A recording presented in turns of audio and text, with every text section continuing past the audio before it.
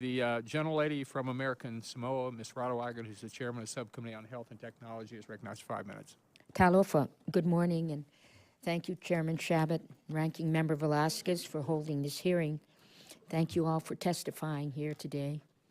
I think I'm going to go back to Mr. Cronin and direct my questions to you, although they've been partially answered along the way.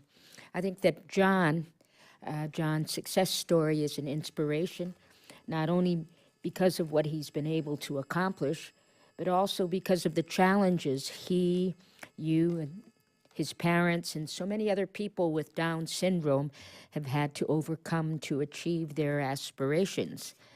In fact, my sister, Sinai Ta'anga Coleman, she was born with Down syndrome, and she just passed away at the age of 59, exactly 1 week ago on May 1st. And we learned so much from her. We were 13 children, and she taught us about the joys over the simple things in life, you know, and unconditional love.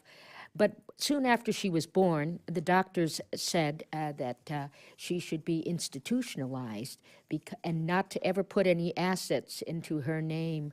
Well, my parents didn't pay much attention to that, and they raised her. She got an education, and she led a very active life and an independent life, as long as there was an adult not too far from where she was. But at any rate, so you've told us about some of the challenges you've faced along the way, and whether it was getting the appropriate education or getting access to the support and services that John needed.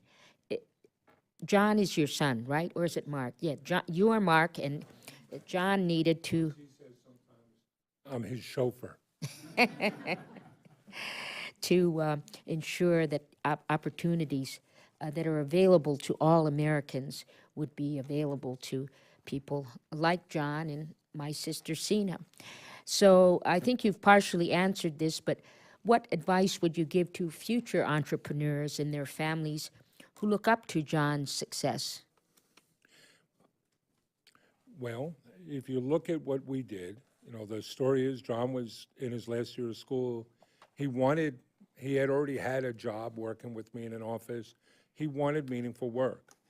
It was plain to him, one way to do it was create something himself. So he came and said, I want to go into business with you.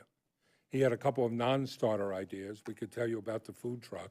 But when he came and said we should sell socks, and he had the name and drawings of a website, it was really a matter of, let's go test it.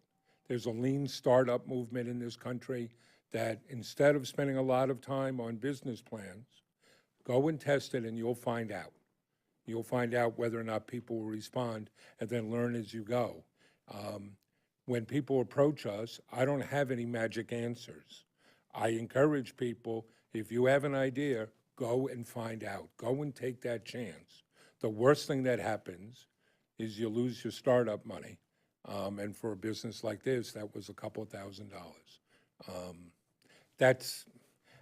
I wish I had a better answer to, you know, do A, B, and C.